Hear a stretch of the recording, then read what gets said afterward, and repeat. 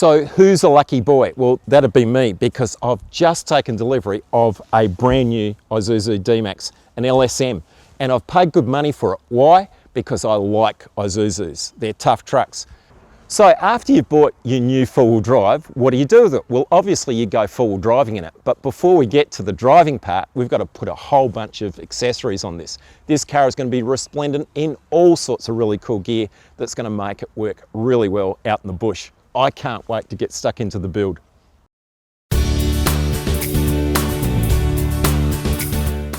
Well, it's hard to believe that it's been nearly 18 months since we purchased the DMAX way back in November of 2014. And in that time we've spent a truckload of money on making the vehicle fit for travel, the adventure four-wheel drive style. So making it fit for travel has meant buying in products from the country's best four-wheel drive accessory makers. And there's a treasure trove of things that we've done to the DMAX. So let's get stuck into it. Let's have a look at what we've done.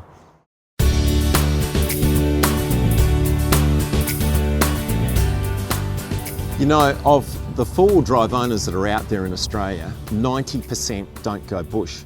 Now, they'll be happy with the standard issue tyres that came with the vehicle, a passenger car tyre that's designed for an urban environment.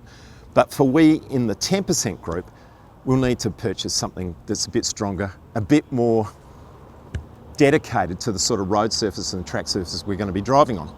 Now, over the last few months, during these summer months and last spring, we've been running Toyo's OPMT all-terrain. OPMT 2 is a really neat product. It's got this very effective tread pattern that works on bitumen, it works in sand, it works up in the Flinders Ranges and the rocks. It's a tyre that hangs onto bitumen like nobody's business. I can't believe how well these tyres go around corners. They're incredible. Turn your four-wheel drive into a sports car. And we've just elected, now that we're coming into the winter months, to fit up Toyo's open country mud terrain pattern, a very aggressive tyre that is suited to the mud that we're going to encounter up at our training property in the Barossa Valley in the coming months. These Toyo OPMT 2s have been on the Adventure 4-Drive DMAX for around 40,000 kilometres now. And what I'd like to show you is that the 13mm worth of standard tread depth that came with them when they were brand new has only worn by about 3 or 4 mil in those 40,000 kilometres, which tells me that this tyre is going to run out to easily 80,000 k's before we think about getting rid of it. That's extraordinary wear, and it says a lot about the durability of the rubber compounds that Toyo use in the construction of their tyres. The other thing too, which is really important, if you have a look at the tread face here, there is absolutely no chipping or tearing of the tread blocks. Each of these individual tread blocks are still in the same shape as they were when they came out of the tyre mould. And that's another great strength with Japanese rubber. They make the best rubber for Australian conditions. Not like some of the big names that you'll see, particularly those from America. Expose them to the Flinders Ranges and you'll see tread block disintegration left, right and centre. Toyos, you won't get that because they're tough as old boots.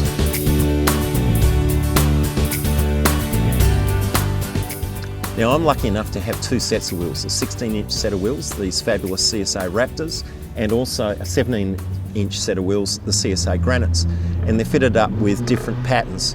These 16 inches are running the Toyo mud terrains in an LT 265/75 R16 size.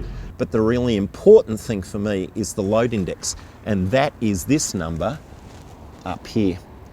Now, this particular 16-inch wheel fitment runs an LT, that's light truck, 265/75 R16 tyre size, but this is the one that's really important. This is the load index, and that's 123, which tells me that that tyre will carry 1,550 kilograms maximum load.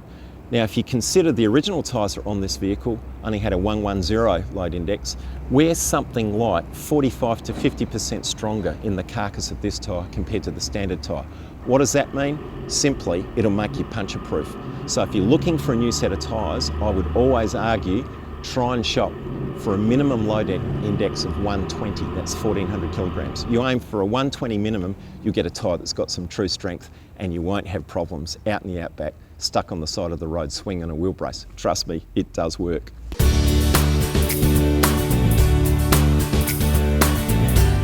You know, on every single adventure four-wheel drive truck we've ever built up, we've always put alloy wheels on them.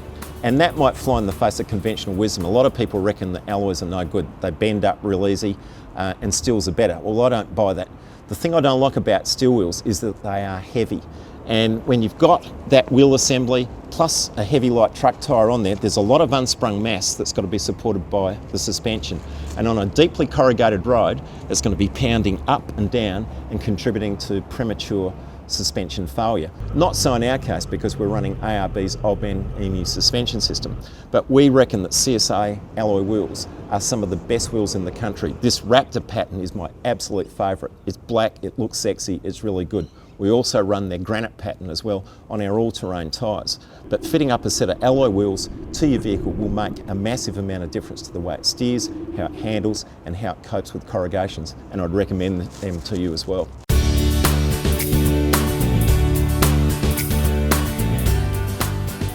One of my pet subjects is tyres and effective tyre management.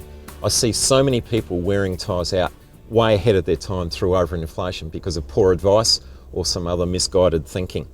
One of the great ways that you can keep an eye on the pressures and make sure that they are where they should be in relation to the tyre placard that's fitted up to the vehicle is by using what's called a tyre pressure monitoring system. And we use a little simple gadget called an orange TPMS, and you'll see it right down there. Now this orange system does a number of things for me. It measures the pressure of the tyres, the temperature of the tyres, and if I push this button here, it will also tell me the voltage that's going into the battery as well. So it's doing three really important jobs there to maintain effective tyre pressure management and also to give me an idea of what the electrics are up to at any one time. Now as the vehicle is driving along, it'll cycle through the pressure and temperature settings and alert me to the fact that I've got a tyre that might be going down. So if we're unlucky enough to compromise a tyre, and I can tell you that isn't going to happen with the Toyos that we run, but if we were to put a hole in one and it started to go down slowly, I would get an alarm that would ring in that TPMS system, let me know that something's going on and give me a chance to rectify it before the tyre was a lost cause. So I think for not a lot of money, a couple $100 for a system like this where you've got a valve that's installed inside the tyre at the time of a new tyre's installation. It sends a radio transmitter message up to this head unit, gives you an idea of what's going on all the time, is invaluable, and it's not a lot of money. Like I say, a couple $100 on the internet buys you a system that works each time, every time. It's a great thing to do. People come to us because we're very, very good at what we do. We've made the biggest investment in the state with our own test track facilities and training rooms. With over 20 years of professional instruction to government, industry and recreational customers, there is no one better to get you on the way wherever the trail might take you.